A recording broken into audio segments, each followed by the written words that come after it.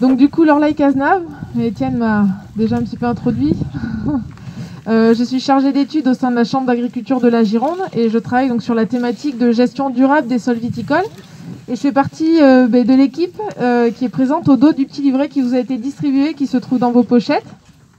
Et donc dans ce livret, donc, non seulement il y a la présentation de l'équipe, nos contacts si vous avez besoin de, si vous avez des questions ou si vous avez des sollicitations. Et vous retrouverez également tous les éléments essentiels qui vont rythmer un petit peu nos échanges maintenant, à venir. Donc quand on parle de gestion durable des sols viticoles, forcément ça passe en particulier, surtout ces derniers temps, par la réduction de l'utilisation des herbicides et par le développement des couvertures végétales. Et donc là-dessus, on a quand même un projet qui est central, donc on mène pas mal d'expérimentations au Vinopole de Blanquefort là-dessus. Et donc on a un projet d'expérimentation qui est central, qui est le projet Vertigo, et qui vise vraiment à promouvoir les couverts végétaux, que ce soit dans les rangs ou les interrangs de vignes. Donc ce projet-là, il est cofinancé par le CIVB. Et donc ça fait maintenant 8 ans que, il y a eu d'autres intitulés, mais ça fait 8 ans en gros qu'on mène des essais sur ces couverts végétaux dans les rangs et un peu plus récemment sous le rang. Donc le but du jeu pour promouvoir ces couverts végétaux, c'est d'apprendre à gérer ces couverts dans l'espace et dans le temps au sein des parcelles de vignes. Et pour déjà d'une part limiter la concurrence qu'ils peuvent induire ces couverts pour les ressources en eau et en azote, et en particulier pendant la période estivale. Et pour d'autre part, maximiser les services écosystémiques qui sont rendus par ces couverts. Ça peut être la portance, c'est aussi la préservation de la biodiversité, et c'est aussi les restitutions en matière organique et en éléments nutritifs, donc essentiels pour la vigne. Donc pour y parvenir à ces objectifs-là, on dispose d'un réseau de parcelles au nombre de 12 qui sont répartis un petit peu partout en Gironde et un petit peu en Dordogne. Et ces parcelles, on les a choisies assez représentatives. Déjà sur le plan économique, ça va du petit viticulteur au grand propriétaire de château. Et puis c'est également réparti sur des parcelles avec des types de sols vraiment différents. Le but du jeu étant de répondre aux problématiques selon différents contextes économiques et pédologiques pour pouvoir apporter des solutions qui soient réalisables par tous. Voilà. Et donc du coup par rapport à ce réseau de parcelles expérimentales, justement Mathieu en fait partie, donc on va y revenir, il a déjà un petit peu commencé à vendre la mèche, mais donc dans l'idée, le but du jeu sur ce réseau de parcelles expérimentales, ça va être de comparer des modalités, et donc de manière systématique sur ces 12 parcelles, elles sont coupées en deux par la moitié, et on a une partie qui est conduite avec des pratiques dites innovantes, donc c'est ce qu'on va appeler la partie pratique alternative, et une autre partie où c'est la partie témoin, et le viticulteur met en place ces pratiques de gestion durable des sols qu'il a l'habitude de mettre en place sur son exploitation. Et donc le but du jeu, pour nous, ça va être de comparer les niveaux de performance, le décalage de performance qu'il va y avoir entre ces deux modalités toute l'année, sur différents critères. Donc c'est la diversité floristique, c'est la qualité biologique des sols, le pourcentage de matière organique qu'on va trouver dans les sols. Et puis c'est aussi les niveaux d'insectes. Là récemment, on regarde aussi l'impact que ça peut avoir effectivement sur les insectes, et en particulier la faune auxiliaire. Et donc on regarde aussi les niveaux de performance sur la vigne, c'est-à-dire le rendement, la vigueur.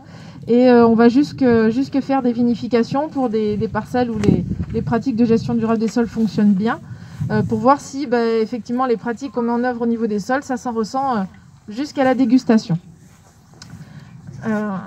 Donc voilà un petit peu les enjeux sur ce réseau de parcelles-là. Et donc quelles sont les pratiques culturelles que l'on met en œuvre finalement? Donc au niveau des interrants, il y a deux stratégies. Donc pour les interrants enherbés, ça va être on est dans l'idée de mettre en place des tontes extensives de ces enherbements naturels. Le but du jeu étant de faciliter l'implantation des espèces annuelles à cycle long qui sont moins concurrentielles pour les ressources en eau et en azote vis-à-vis de la vigne. Donc là, pour y parvenir, forcément, c'est réduire le nombre de tontes chaque année. Avec la première tonte la plus tardive possible, on essaye d'intervenir mi-mai, fin mai. Donc pour les premières tontes, pardon. De la même manière, on essaye d'augmenter la hauteur de coupe, c'est-à-dire de ne pas descendre en dessous de 10-15 cm pour éviter la prolifération des espèces vivaces gazonnantes. Donc tout ce qui va être plantain, pissenlit, et puis après on retrouve aussi pas mal de graminées qui font des rhizomes et surtout des stolons, donc les agrostis, les chiens-nains, etc.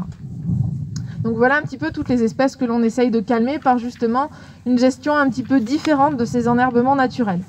Et de la même manière, pour éviter un petit peu la prolifération des espèces vivaces, tous les 2-3 ans, on essaye de mettre en place un petit travail du sol, un petit griffage, pour rajeunir un petit peu le couvert et éviter ce que nous on appelle l'effet emmoquettement, c'est-à-dire la prolifération des raies gras, des fétuques et des dactyles, voilà, qui font une moquette bien compacte et qui se nourrissent de tout ce qui passe au détriment de la vigne.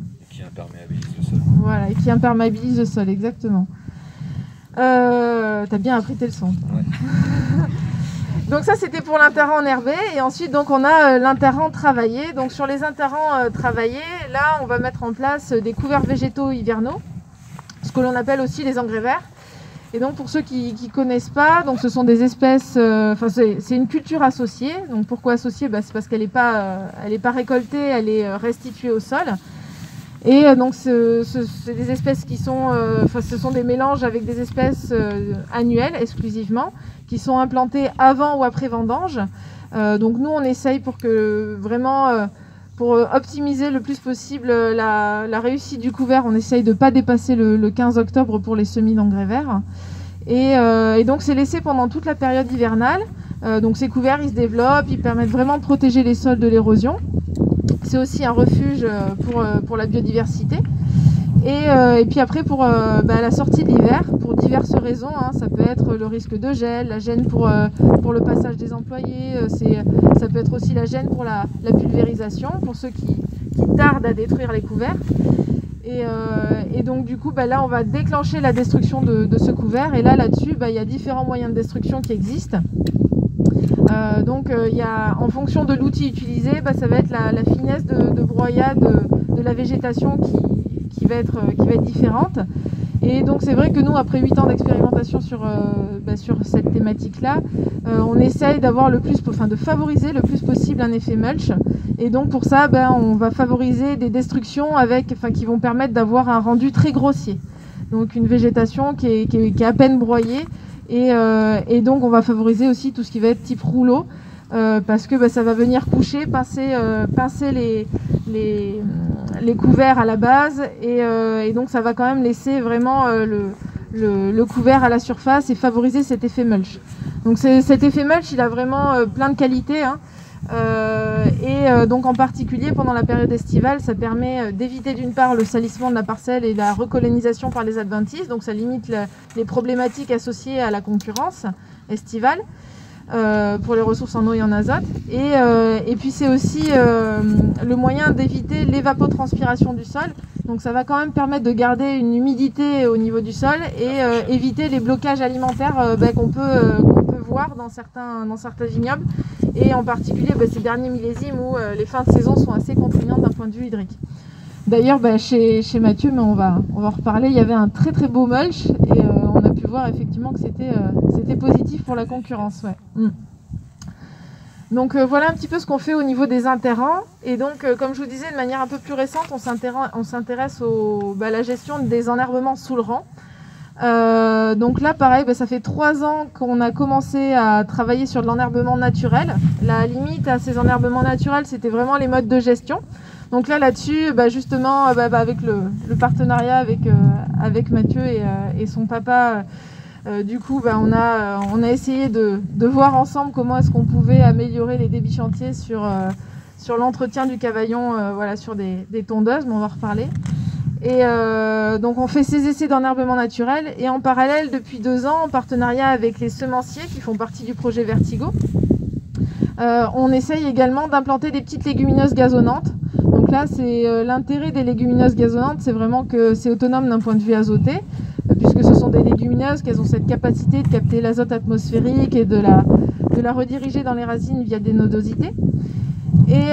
Et puis aussi parce qu'elles sont gazonnantes et donc elles ne vont pas être exubérantes sur leur développement aérien. Et forcément, derrière la gestion, le nombre de tontes est limité puisque c'est une tonte maximum par an. Donc là, ça devient intéressant sur ces aspects-là. Bon, forcément, il y a toujours des points négatifs. Le point négatif, c'est que c'est payant.